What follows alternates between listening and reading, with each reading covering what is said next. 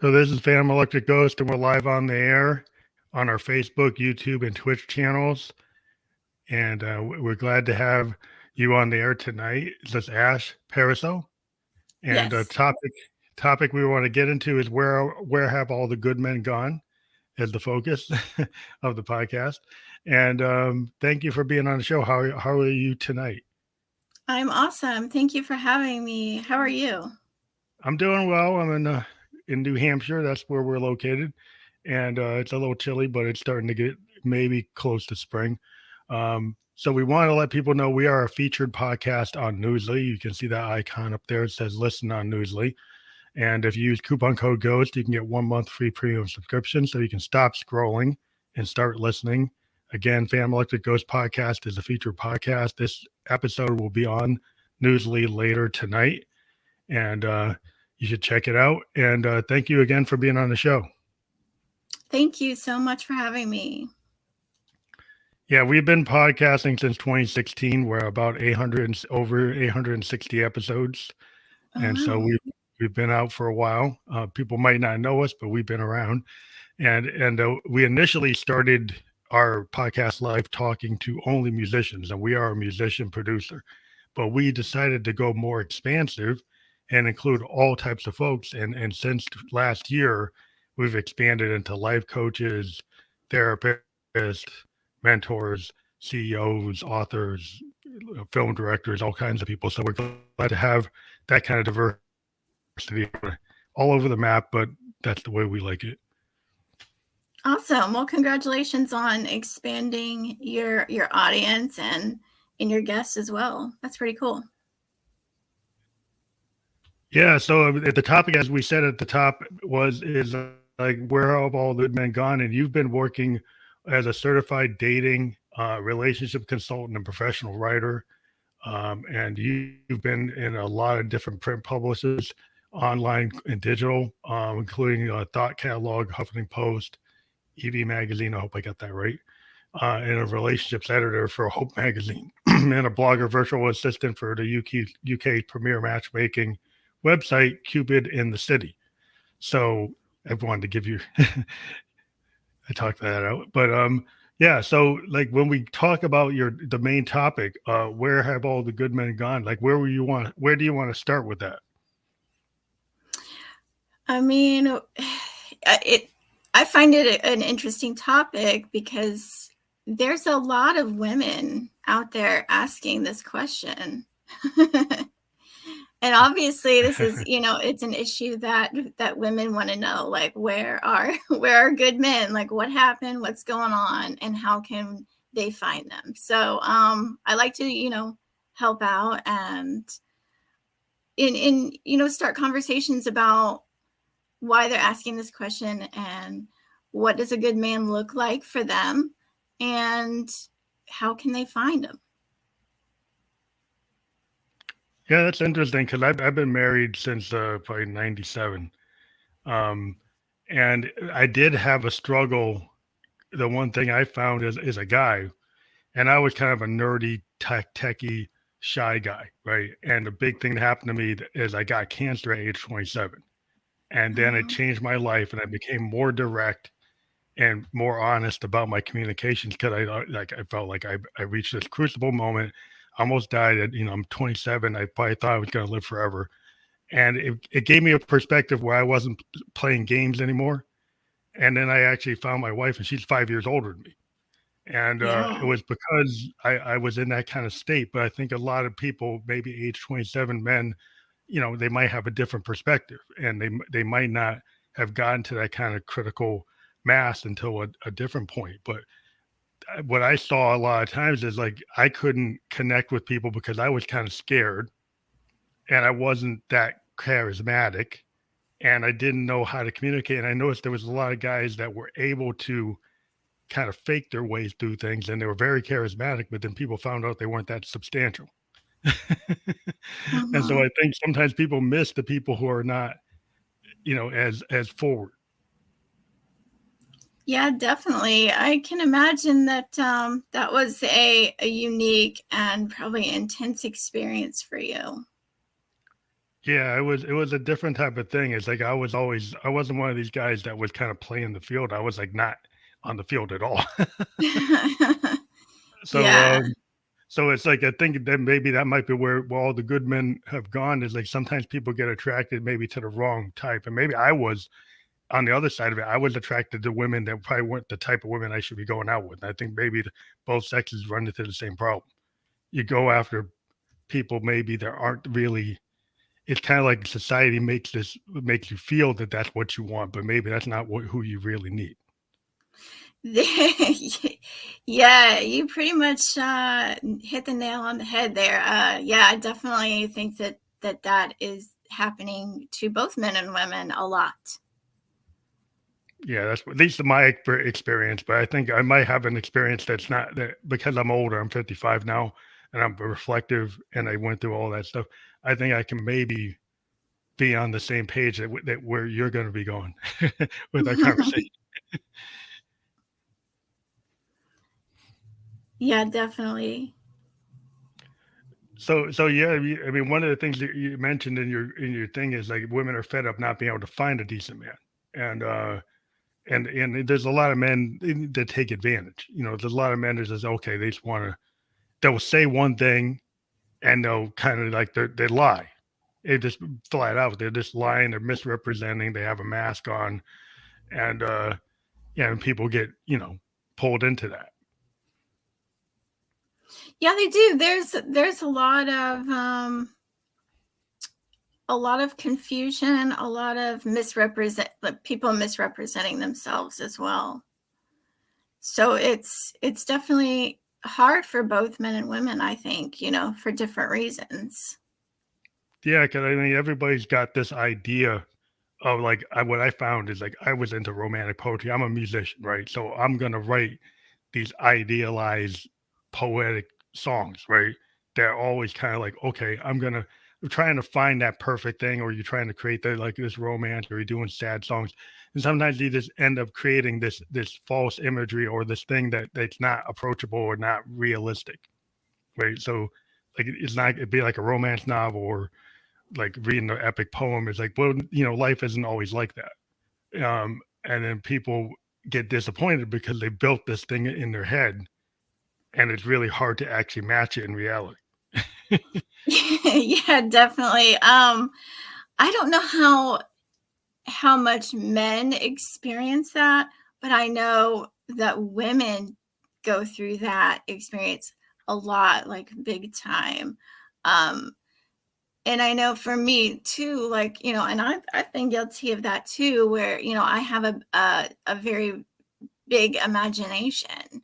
And it's like the fantasy of someone can develop in your head completely based on your own ideals about what you want to happen and about how somebody is. Like you can meet someone and they can be a certain way, and then you go home, like say you go on a date with them, and then you go home and you start creating all these narratives in your head. Mm. And so much of it is based on uh, phenomenons and personalities and realities that maybe aren't even true. So it's like all this is developing in their head, and then they build up these expectations based on their own fantasies. And Mm. then like you said, it kind of trickles down where as time goes on and they actually spend real time with people, and the next thing you know, they're starting to realize that the reality of who this person is that they're seeing doesn't live up to the fantasy. Yeah, that's always disappointing. 'Cause, it's like, a lot of guys, we want this idealized woman, like a perfect woman, right? So she's, a little Marilyn Monroe, a little, June Cleaver. This ideas. I think, I'm old fashioned kind of concept is like, oh, you want both, right? You want somebody to be a good mother, but you also want somebody who's going to be kind of alluring. And then, well, how are you going to reconcile that in the same person? People can be in different phases, but the fantasy aspects and then the reality aspects, and then, oh, you want somebody who's going to be stable. Well, somebody who's like very exciting might not be that stable. Yeah. And I So think a lot how of do you feel? women go through that too, where it's like they want the bad boy, but they want him to be, nice and good and loyal for her. So it's like they want the excitement of the bad boy, but they want him to, come home to her every night and be the good guy. It's hard being a bad boy and then tone it down. It's like you might want it, yeah, like you, and then you want that bad boy to be just for you, but the nature of the bad boy is, well, it's not just for you. That's not the way they are. Oh, Um, exactly. I think a lot of women want, it's like the ones that are attracted to bad boys. It's like I think that there's an attractive narrative that goes on in their heads when they meet a bad boy and they're like, I can flip him into being, the like to husband tame them. material. And it's like that's so attractive to a lot of women because it gives them almost like this sort of like Mission. goddess complex. It's like all these women want this guy and he's a bad boy, but he only, I'm the only one that can tame him. It's that whole like unicorn. Yeah, Um, that's kind of doomed to failure. oh yeah, Okay, and the thing always. is, and just like on the other flip side is like, if you're at a party, you could be kind of a really shy guy, right? And you're attracted to not to the wallflower woman who's kind of scared like you. You're attracted to the woman in the red dress who's like very sultry and alluring. Everybody wants that. The like the prettiest girl, the prom queen, the homecoming queen. And how many people can actually get her, right? And if you Exactly. actually are with her, do you really want her? Because does she have the depth that you really want? Is she exactly what you think? Because some of these, all this surface kind of thinking is like at the end of the day, you have to be with somebody. You Exactly. have, And you have it's to have a real relationship, and then all that fantasy stuff kind of mask the realness of like what life is.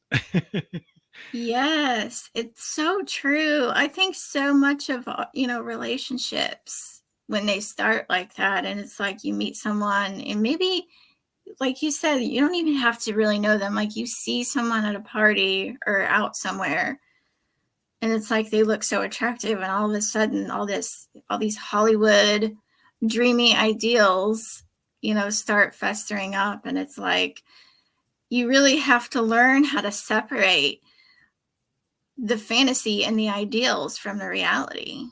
And some people, I think, have a really hard time doing that. Yeah, and it's also hard to be honest.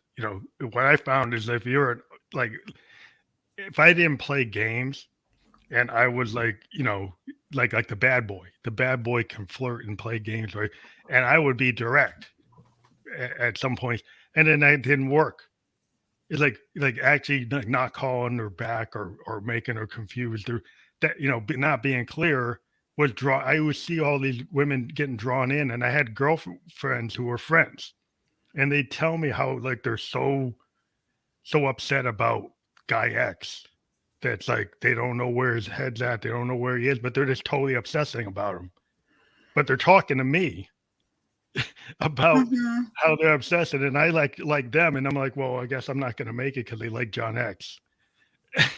And it's Yeah. like, like the disconnect is like they're having this really heartfelt conversation, telling me everything like their girlfriend, but they Mm-hmm. can't tell him that. And that's like that seems to be to me the disconnect is like maybe that's why you can't find the right guy because the guy you're talking to as your friend, maybe you can't have that conversation with the guy you're actually pursuing. Yeah, because so a lot of those type of guys, they're emotionally unavailable. So it's like you're the one that they can have, those friendly emotional conversations with, and they feel comfortable opening up to you. But it's like some people are just emotionally cut off and they're not going to respond. They're not going to respond like the way you would hope that they would. And it's like you start to get a feel for who you can open up to. And I think that there is like a almost like this um it's almost like a cat and mouse type of thing. It's like there's a part of human nature that kind of wants what you are Can't. beginning to understand that you can't have. And it's like that just makes you want it even more. Yeah, and the thing is, like, once you actually make yourself like less dangerous, less of a bad boy, and more approachable, then sometimes what I found was women would see, well, you're actually a nice guy, but I'm not actually attracted to you, but I feel comfortable with you, to the point that I'll talk to you like I talk to my girlfriends. But then, like, that problem I have found over time is like I had knew a lot of women I really liked and wanted to pursue, but they all thought of me as their kind of friend, guy friend. And, Hmm. it never really would ever worked out because they can never see me at John X. And I'm like, wow, that's weird. But I found that it's like over and over. I was like, that's really, it kind of stunk. It was like they really, like, it was like, why? Why is it like that? Yeah, it's definitely it's it's complex the way that we move through attraction and balance that with the emotional relationship that you have with somebody. But there is a caveat that people, I think, don't understand, is like all this like the infatuation with the excitement of a bad boy, it's also very surface level stuff. Mm, It's when it comes to like a real long-term partnership, that's almost like a different ball game it's a entirely. different world. It's a totally different world, and Yeah. it is because there's like there's responsibility, there's trust, there's like vulnerability, there's actually, honesty. And a lot of people, I think, in life, the problem is like if you look at it, they say sometimes you're not ready for that, right? If you look in the mirror, like, I'm a sociology major, and I took some psychology, but the idea was like if you look in the looking glass and you're trying to solve it with somebody else, or if you have this idea of idealized love, you're looking for somebody to save you, that's not going to work, right? Because you actually have to love yourself before somebody's going to save you, right? So if you're always looking for somebody to save you, or you're going to change them, or it's always going to be some kind of thing like that, and it's not actually like that you're ready for it. I find that that's the problem, at least for me. Yes, that is so true. I think there are a lot of people that that they want, it's like I mean, it's you can't blame them for wanting that, for wanting to be in a loving relationship with someone. But there are relationship skills involved with maintaining a real healthy relationship. And I think a lot of people, they don't give themselves the time to develop those skills. And a lot of them, I mean, I guess, there's no class for this, right? There's no Yeah, class for yeah, relationships. It's kind of just one of those things where it's like, you have to really, but I think there are opportunities for you to give yourself the space and the time to develop yourself, to understand who you are, to understand what type of partner you want, and to really be mindful about what it is that you bring to the table to them and what it is that you want. Like, it's an exchange, it's your hmm partners. It's like, what do you want? Do your values line up? What are your goals? What is your short-term goals, your big picture goals? Do those align? Are those compatible? What's your personality type, and what type of personality do you get along with best? Are you an introvert or extrovert?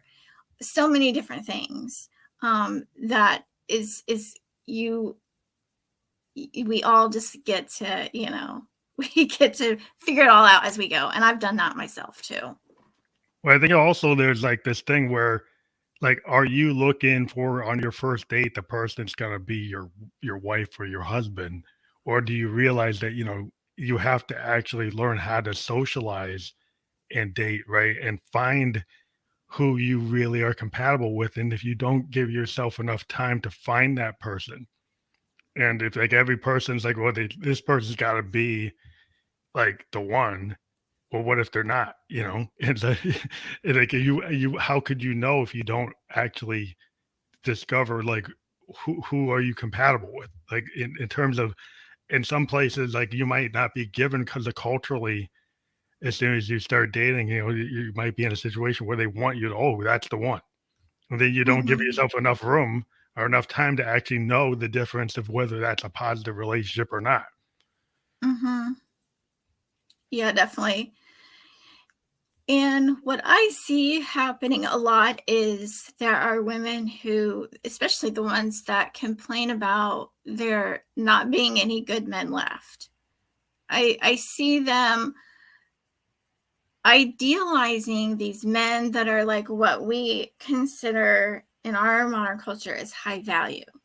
Mm. So high value men are usually the idea that people have are men who are pretty good looking. They're high value as in like they have higher income, and they probably have like a high status job, like maybe they're a doctor, lawyer, CEO of some kind. Yeah. So all these things in a man are good, but what about you can be all those things. You can be a good looking wealthy man, but he can still be a piece of crap. Yeah. For the He can idea. still be an undesirable partner. And I Yeah. think You can have, that that's two yeah. different criterias. There's the there's the high value man, and I actually have an article on this. It's understanding the difference between a high value and high quality man. So there's high value, which is more built on an idea of external factors, what I just talked about. And then Mm. there's the high quality man, which is built more on his internal, his personality, his attitude, worldview, his character. Yeah. Those things Because, might get missed because, like, if you're somebody, it's not like an alpha guy, right? Right. And the mm-hmm, problem with some of the high value targets that they're going from kind of a capitalist or Calvinistic or monetary measurement status, right? If they're like they might have been in frats that actually did not think of women in a very positive way, right? They might be in those kind of boys clubs or men's clubs as they get to these levels and they don't actually look at women in the way women would want them to be looked at. And so they got some bad habits. Because I went to some pretty good schools, like me and my brother. I went to Bowdoin. My brother went to Harvard and went to Brown.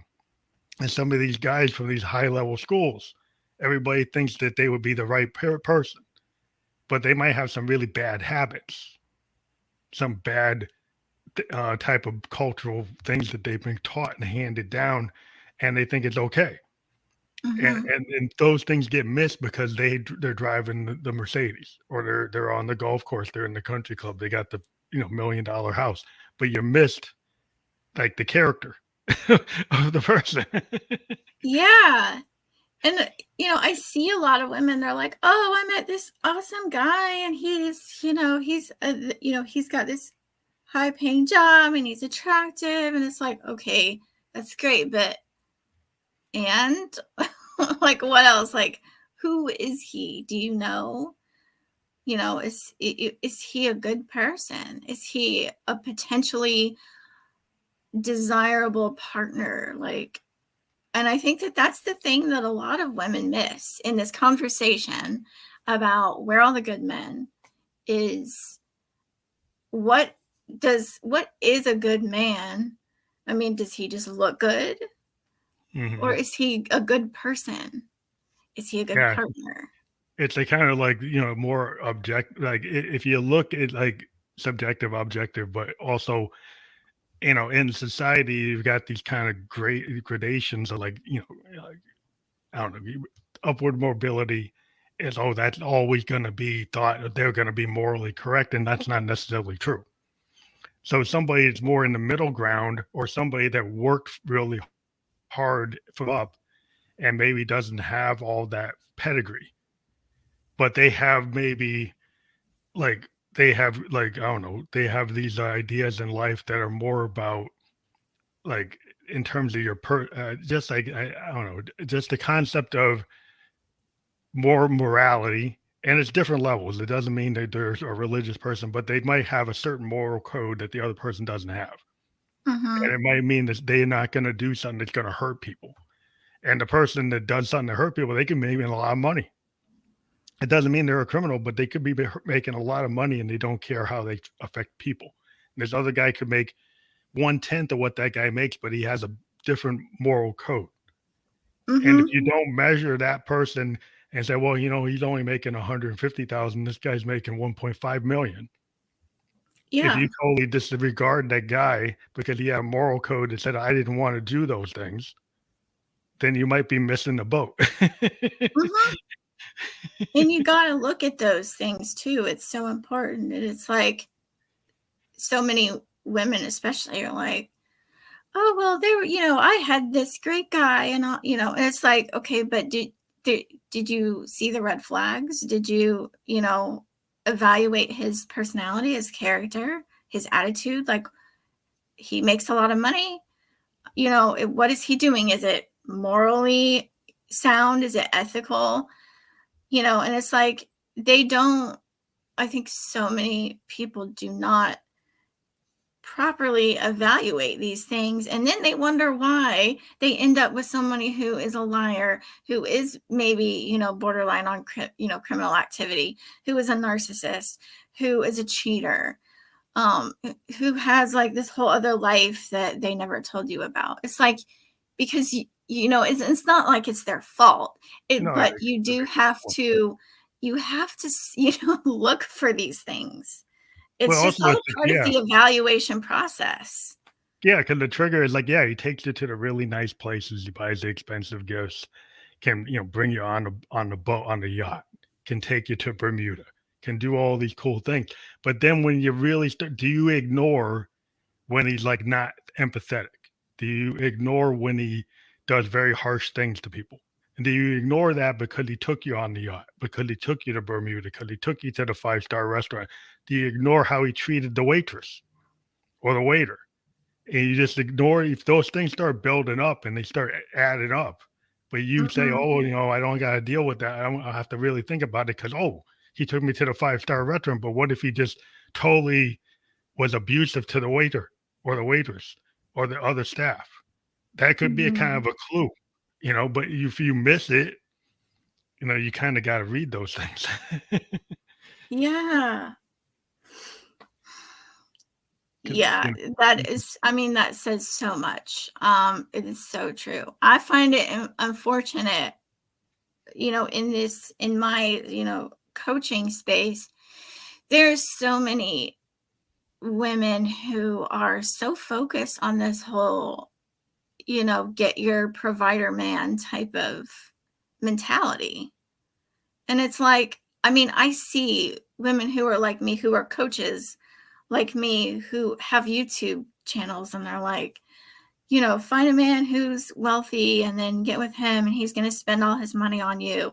And it's like, but then, later on, and I actually see women who, will come out with these stories about how, oh, they saw after this, high value masculine man. And one of them, even in particular, I'm not going to say her name, Mhm. but she makes, she talks it up like she knows how women can get, a very masculine, high value man. But she also has an hour-long story about how she was abused by an MMA fighter that she was seeing. Yeah, well, that might be the other flip side, because the problem with that kind of alpha kind of guy is like when I grew up being in that guy culture, right? They did heavy sports, heavy, not having mercy, not having empathy, right? Being very, very aggressive. right? And if they get into that super aggressive, sports oriented, and then not empathetic. And this is why I mean, because you could be sports empathetic, but you're empathetic. But like if you're the kind of a sports guy and you want to like kill the other team, right? Like you don't have sportsmanship. So there's something about being a gentleman. Like being a gentleman is you have sportsmanship. You're not rude. They, but people have kind of given a pass to these kind of alphas to say, oh, it's okay if they're rude. It's okay if they're not empathetic. It's okay if they're kind of harsh because they're tough. And I was like, well, is that really what you want? Yeah. And it's, yeah, that frustrates me. It really does. Because it's like, and there will come a point where they regret that, because it's like, at first it seems like, oh, he's masculine, he's tough. But then you get in a relationship with someone like that. And then it's like, what are you going to do when he turns that attitude onto you? Because it usually happens that way. And the next thing you know, it's like, oh, well, I don't have a job because I was dependent on him, and I live with him, and I don't have any money. So like, I can't get out of this abusive relationship. I mean, I've seen this so many The times. codependency, that can Yeah. happen at all kinds of levels just because what I've seen is sometimes people are drawn to power, Mm-hmm. whether they're men or women. Like people can get drawn to power, right? A guy could get drawn to a very powerful woman and end up kind of getting into a codependency that's not that different than a woman being in the same kind of scenario. It depends on the personality of the person.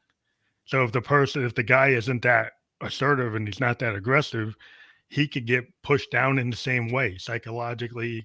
It can happen. So the thing is, like, you just have to think about, are you you're going to have that kind of codependency, or what I call, like, one of the things I wrote a song called ascending into darling mode. And the idea I came up with as a poet and a writer was, everybody talks about falling in love. And I said, well, right from the start, that sounds codependent, because if you're falling, then you're not equal. You're pining. Something wrong is happening. You're basically, you're not at equal footing. You're kind of not ascending together. You're not finding like into this thing where it's like very beautiful. It's like something's always wrong. Something's always like sad. Well, why shouldn't it be ascendant? Why would it be falling? Yeah, you know what? I've thought about this even recently too, because I'm like, it's just one of those things, like when you're in the shower, or like when you're laying in bed at night. And I think, the term falling in love is kind of weird, because it conveys a message of that there's a loss of control, like the whole falling Hmm. in love, like something just sounds like a loss of control with that. I mean, Yeah, does usually that make there's like, sense?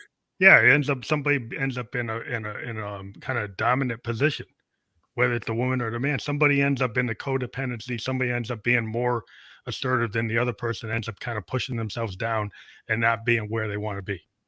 And that's why I came up with this idea of ascending into darling mode, was like this idealized vision of love that isn't codependent, love that isn't falling, it's rising together, and the kind of this like both souls becoming really complete, which means that nobody's lacking, nobody's over each other. They're kind of on equal footing, that you actually found that soulmate, because Yeah. it's not codependency, it's not falling. Love is not falling. That's the idea, and the concept is, love isn't falling, love is ascendant, and it should be both rising at the same time. And that is not usually what love is in romance in our culture, and that's why a lot of people are in the wrong situation. Yeah, but no, that is so beautiful. You said this was a song you wrote? Yeah, it's actually an album I called "Ascending into Darling Mode" by Phantom Electric Ghost, and the title track takes in those ideas, and Okay. that's what I That's I did. that's awesome. I might have to check that out. But yeah, it was just an idea, because I think everybody's probably felt that. If you're in a love relationship, there's always some situation where it doesn't feel right, and people pine about it and they get sad about it. And it's about that's what almost all the love songs are about. That Mhm. something fell apart, something falls down, or you're lacking, or they don't love me as much as I love them. And well, that right there is the falling. Because why is that? Like, shouldn't you both be coming together? Yeah, in grown-up healthy relationships, you empower each other. You help each other grow to, like you said, ascend. I mean, that's what it's about. And so many people miss this. And it's like there's, and I think that a lot of attachment theory is true as well. It's like so many people get caught up in these insecure attachments, and they get really hooked on just getting something that they think is ideal, and if it's something that they think that they can't have, and it's like they become addicted. It's almost like an addiction. Yeah. Actually, it is an addiction in a lot of ways. um and So that's why I think so many women struggle, because men and women have the same emotions. However, the difference there is that they process emotions differently and they express emotions differently. I yeah, think a lot of women lead yeah, with their definitely. emotions.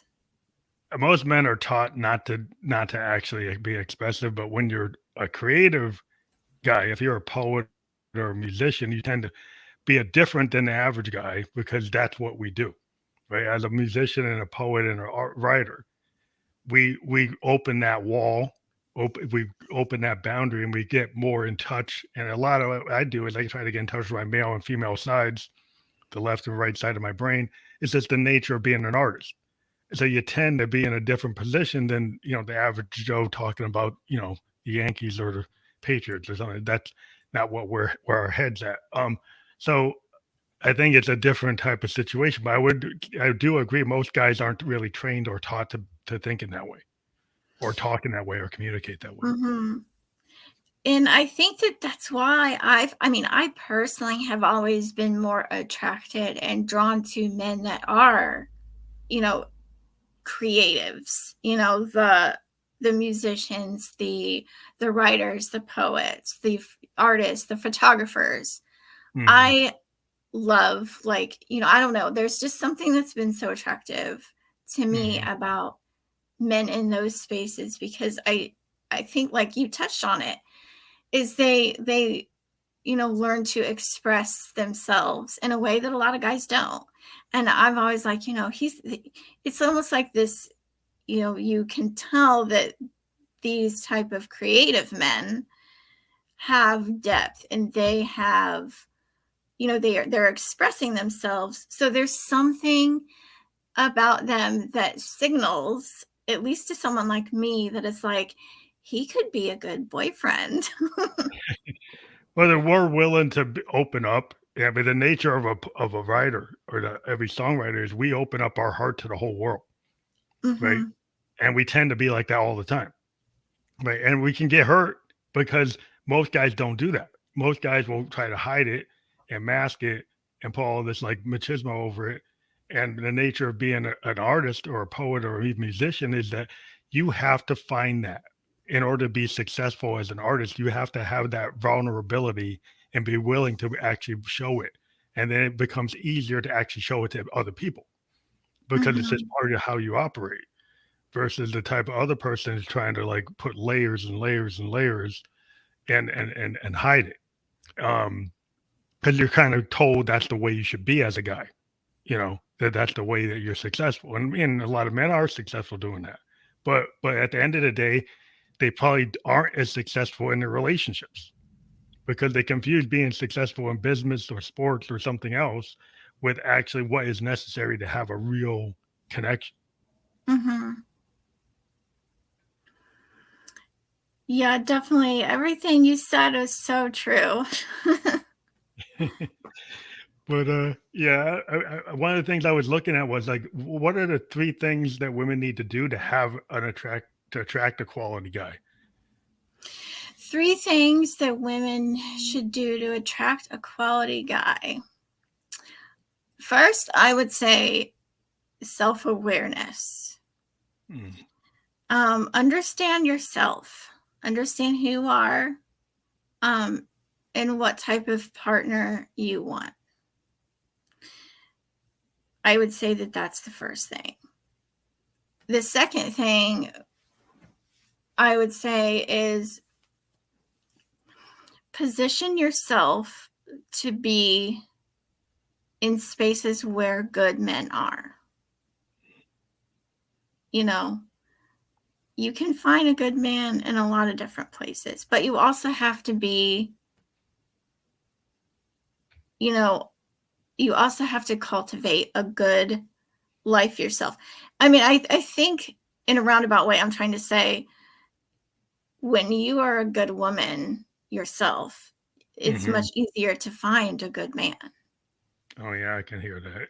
Well, it also could be like if you're going to the disco, you're going to the bar, going to the nightclub, you're gonna get the type of people that are in those places, right?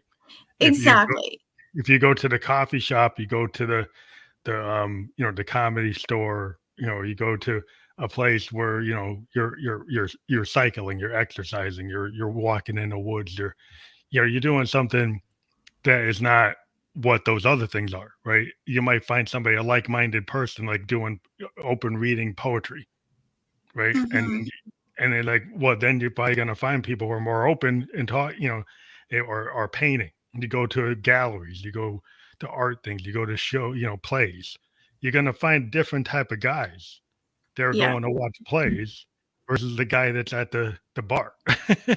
Yeah, and I think, it's not impossible to find a decent guy at a bar or on Tinder, Yeah, but yeah, but I maybe wouldn't recommend. I just wouldn't recommend it. it's not Um, impossible, but you're yeah, probably highly likely to find certain types of people. I would recommend other places, coffee shops. Um, even at, you know, volunteer, get out and, Oh in yeah, your community, socialize, like meet some of your friends' friends, that they trust and that they know. Because that's how I met my man. I met him through friends. I met him through family. That's, that's one way is just to socialize and meet people. Um, the third thing I would say would be, like we've been talking about, is evaluating the internal characteristics. Um, and that's what I help women with. I can help you, if you want to get on one-on-one consulting with me, I can mhm, walk you through, um, and I'm not here to tell anybody what to do. yeah, yeah. I don't want to do that. But I do, I would like to, start conversations with women and help them understand, like, what does a good man look like to you, and what is it about you that is attractive to someone who is a quality man, and what kind of personality traits does that look like. So yeah, I would say that's the third thing, is definitely to vet him properly, evaluate the internal characteristics. One thing is like one thing the artists we like to do is like we have kind of like a situational awareness. Like so if I'm like in a club and I'm playing, like I just don't keep on playing what I would practice. I actually read the crowd and pick up the body language and the verbal language and the nonverbal language that's happening. And so I Mhm. think if people take, not that you have to go to a psychologist or a sociologist, but it's good to actually be able to read nonverbal communication and verbal communication and cues, and maybe get some analysis as to what does it mean when people do certain things, nonverbal actions, right? And what does it mean when people do things with their eyes and do things with their hands, or say certain key words, and maybe you're missing that because you're not paying attention. But Well, I find, in my day job, I'm an analyst. I'm a software guy, and Okay. I have to go in a room with a bunch of alpha, high level business guys, and then I have to go in Yeah. a room with a bunch of nerdy programmers. And when I'm with the programmers, it's a different mind game because they're logic in their head, right? But the executives, they don't really understand those guys. And I'm in a position where I'm in a bridge between the nerdy software designers and the A suite guys who really don't understand them at all. They don't understand each other. And so I have Uh-huh. to kind of bridge the gap between those two type of guys or two or women or no matter the people who are in those different levels have different attitudes and understand different things. And I find that even in that communication, that being able to pick up the nonverbal cues and the verbal cues is very important. I would say when I was like 25, I didn't know certain things. And now I'm 55. There's a lot more I know. And I know Mhm. a lot, how to read a lot of that stuff way better now than I ever did before. And some of Yeah. that is just experience, but having a life coach or a mentor can help you learn that without having to go 20 years to learn it. Yes. Is Yeah, that well, what you guys that's do? very interesting. Yeah, so you're kind of, like the mediator there. Yeah, in You between. bridge that barrier between, logic and emotion. That's cool. Yeah, it's kind of an arty thing because like I like design and I'm an artist. So half my life I'm doing art and the other half I'm doing design. But I find that, the software design, there's a lot of art too. There's a lot of science, but there's a lot of art to it. Mhm. And so what I try to take to the table is less logic and more art and more like empathy and listening to the business person and seeing what did I always go to them and I try to make it real clear. I say, what are your top 10 pain points? I try to get it down to a list. And if that when people start thinking in like top 5 things, top 10 things, but if you're in your life, you start to really look at yourself and say, what are the top 10 things I want in a partner? What are the top 10 things I think I'm that are good about me, right? Or what are the top five Exactly. things are bad about me, and what could I do better, right? If you Mhm. start to do that critical analysis, then you can start to figure out where you actually fit and Yep. where other people might fit in. Nope, you've got it. You've nailed it. And I think, women can do that too. Like you there's a big set, there's a saying, follow your heart. Everybody says that. Your mom told you, grandma told you that. Follow your heart. Okay, well that sounds good, but a lot of us who are old enough to know that sometimes your heart can lead you straight into a tree. Yeah, definitely. Sometimes, like, I always say this. I say you can follow your heart, but bring your head with you. Yeah, it's really like you got to pay it. You can follow your heart and your kind of, just the outward, like, okay, well, I'm really attracted. I'm kind of very attracted to this. It's happened to me. There was this woman I was very attracted to, and she was very cold. And I'm somehow thinking that she's warm or something just because she's very beautiful. But she was kind of frigid. And at the end of the day, her frigidity and coldness and kind of lack of the empathy meant that she wasn't really the right person for me because, even though she was outwardly very beautiful, internally she wasn't as beautiful as she was portraying, and come to realize is like the inner beauty is actually a lot more important. That if you're going to be in a long-term relationship, that the inner core of a person and what they really feel is always more important. And sometimes our eyes mess up with our head, and heart. We go for the wrong cue. That is so true. You have to look at all things. The outer is fine. You have to be attracted to someone that you're with, right? Mhm. So that's important, but it's not the only thing. So, you know, evaluate the person that you're with. Are you attracted to them, but are you attracted to who they are? Yeah, because if they're going to end up causing a disconnect 90% of the time, Yeah. right? That you end up in a fight. You end up in a not agreeing on anything. And it's like, at least if you're going to be in a relationship, you have to be able to moderate and compromise. And I've been married like 27 years. And like the whole point is like, you have to be able to adjust. I can't Oh just yeah. have it my way. All like my Oh papa no. was, the old timer. My mom, I like papa was saying, "Oh, it's my way or the highway," and it's like he could say that, but mom was still running the house. Yeah, He I think a lot of, like our grandpa's generation like to say that. yeah, because But, that wasn't I that mean, my was grandma was the same way too. It was like, my grandpa act like he was, the leader, but it was like she was she dirty. was behind the scenes doing a lot of the work too. So she was running the show in a lot of ways. Yeah, But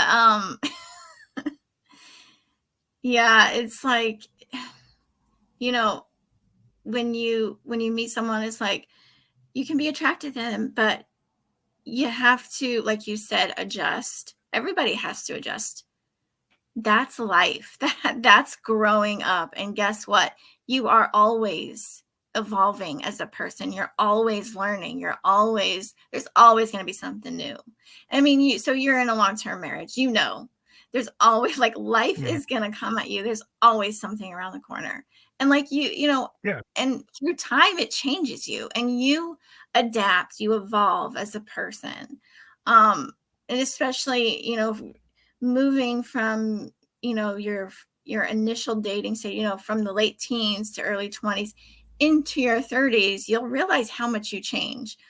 I'm probably I mean, I'm the same person obviously, but there are so many ways I've changed since I was 20. And that's just life, but it's like you have to be able, like, who your partner is going to be, you have to be able to stand them for the long term. So it's like they can be good looking, they can be high status, but are you going to be able to stand them in 20 years? well, also, what I think I've had some friends that, have gone through like 2 or 3 divorces, and I've been married the whole time, and a lot of times they came to me and they were like, "Well, I grew out of it," and the thing is, like, then they get to the next relationship, and then they grew out of that one, and then they grew out of the next one. So I knew a guy who was like, he had 3 marriages, and each time, the problem at the end of the day, I told him, is like, "It's like, you have not changed. You're doing the same thing over and over. You keep on doing the same thing." Yeah. Right? And you're looking for this woman to kind of be this person who's going to save you. It's like they're never going to save you because you can't save yourself. Mm-hmm. He had an honest, conversation with him, and he's like, "Wow, none of his other guys they would disagree with whatever he said." And I challenged what he was doing, and Mm-hmm. that's what you need. Sometimes you don't need somebody just to agree with you. Exactly. And I don't know what, with those men you're talking about. I really don't know specifically what the, issue for them was, but I think just in general, it reminded me, like what you said, reminded me that I think a lot of people once they get through that honeymoon phase, that can last up to a couple of years usually. Once Yeah. they get past that honeymoon phase, and I'm sure you get to this comfortable with With life, somebody. with the life phase where Yeah, it's like it's not all like it's it's not not gonna not like butterflies. It's dating. not Yeah, like, it's not like but dating. it's yeah, it's just a comfort, and it's good. It's just it's different, and I think so many people they get through that honeymoon phase, and then they think that they're bored. Where they get They're like disappointed because they had they're these like, now unrealistic what? expectations. Yeah, Yeah, well, because they don't feel the butterflies anymore, so they confuse that as, "Oh, this is not working anymore." It doesn't matter who you are. You could be the most exciting person in the world. You could be with the most exciting person in the world, and that is still going to happen. Your relationship, the dynamic, the feelings will settle into a comfortable zone. That's supposed to happen. yeah, I mean, you can challenge yourself as a couple to try to get into things where, if you get to a place where I'm bored, right? Because, well, keep on watching the same Netflix every night. Like Well, maybe, yeah. yeah, maybe we should not watch Netflix. Maybe we should go out. Maybe we should do this. So if you start to kind of have a conversation instead of not talking, which a lot of couples do, they just don't talk, and then they go off and do whatever. But a lot of times it's like you got to have that conversation. Say, well, what should we be doing? Maybe we should try something different. And over time, if you're going to be in the long term, there are going to be these peaks and valleys where you go and you were stuck in a pattern, and then maybe we got to get out of it. And Mm-hmm. the people that I found out where it works is like you're willing to have the conversation where you can actually, challenge the mundane and actually say, hey, yeah, we could do something else, Yes. That is that you just nailed it again, because it's like you have to take a proactive approach to keeping things interesting. And even me and mine, like, we're doing a thing right now where it's like, so we actually live in Myrtle Beach, South Carolina. There's tons of stuff to do around here. There's lots of good, like, touristy restaurants. So many of them we haven't been to. Like, we have our favorite little Mexican restaurant that we go to every week. And then now it's kind of like, what we're doing now is we're like, you know what? There's so many places around here we haven't been to. Let's change it up. Like, so every weekend we're going to a new place that we haven't gone to. And that's just one example out of so many. You have to take that proactive approach to keep things interesting and to keep it fun. And you go to exercise, like I go, mountain bike, snowshoe, go hiking, go get like a one wheel and then try to learn how to use it. I mean, this just going, giving yourself activities that you haven't done before. Mm-hmm. And when you go and do it together, especially like exercise and sports and like mountain biking and alone, there's so much cool stuff you can do just by being together and challenging each other to do that, right? Oh, So yeah. like, And you that never right know what there is you a learn. connection. Yeah, you get a Yeah, connection. exactly. Like, you learn about yourself, you learn about your partner that way, and you have a new experience with someone. You have a fun experience with someone. Yeah, Yeah. and then you can link with other people, and it's not boring. You can go with a bunch of like couples, and you all mountain bike together. And then you say, "Oh, we're gonna go to Sedona.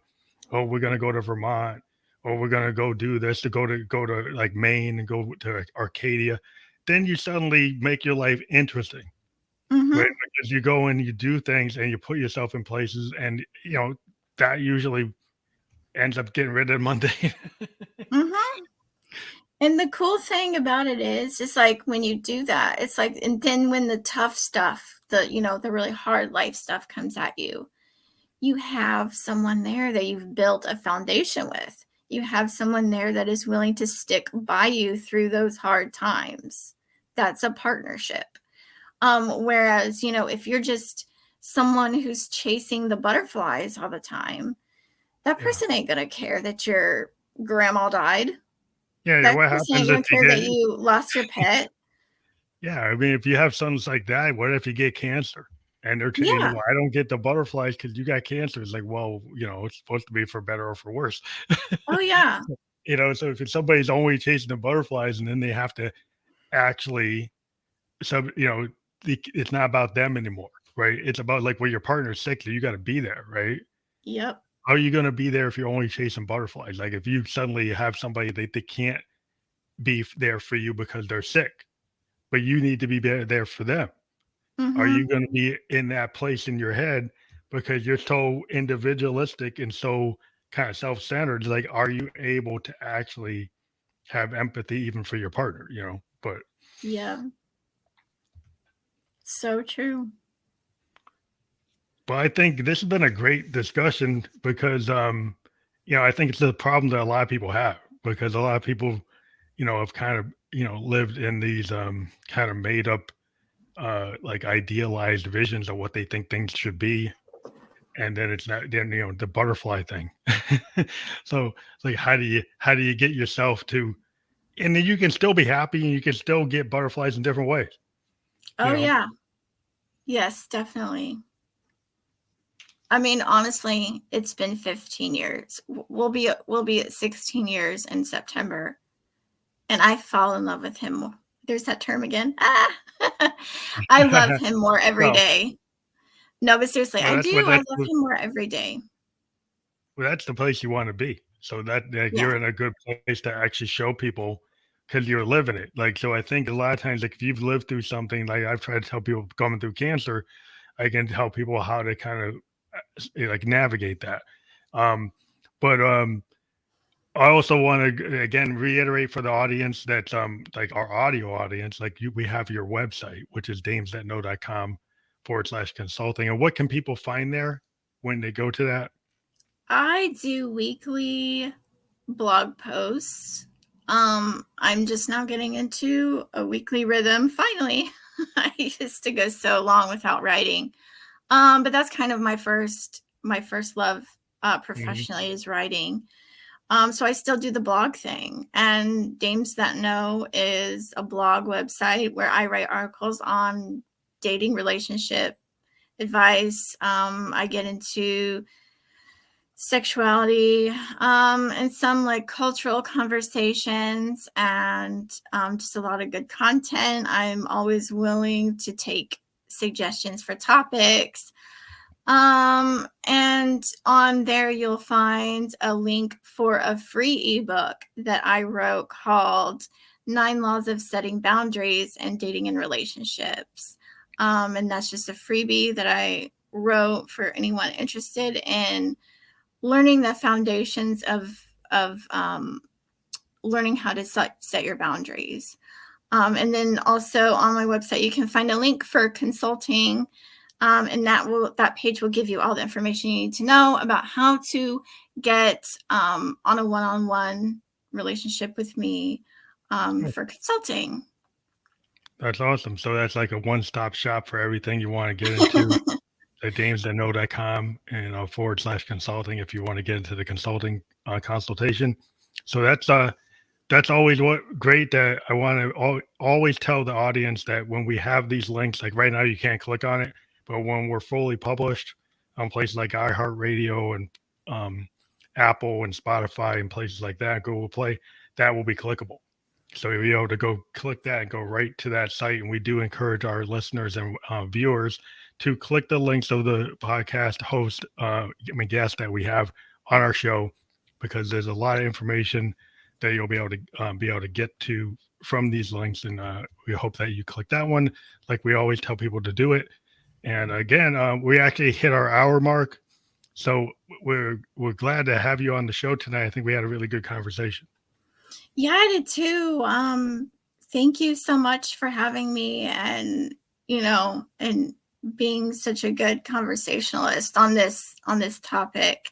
It's always good to talk to somebody. And just I love starting conversations and just having these discussions with people. I think it's really important, for helping people to better understand like how to actually cultivate healthy relationships with quality people who are potentially good partners. Well, this is why we podcast, because we get to actually meet quality people all over the web and get their point of view across to the whole world. Podcasting is a really cool frontier because we're in such an age of the instant 15-second, 30-second, 90-second thing. And we love these long form podcasts that we do live so that we can have a real conversation. And that's something I continue to do. People keep on telling me, oh, you should only do 15 minutes. I'm like, no, I don't think so. I'm going to keep on doing them the way I do them. No, I think long form content has its place. Even on today's short-term memory, the short-term attention span internet. Yes. I do, and I really appreciate it. So I love these long conversations. But thank you. And again, everybody check that website out. And thank you for being on the Fam Electric Ghost Show. And hopefully in the future, we'll have you on again.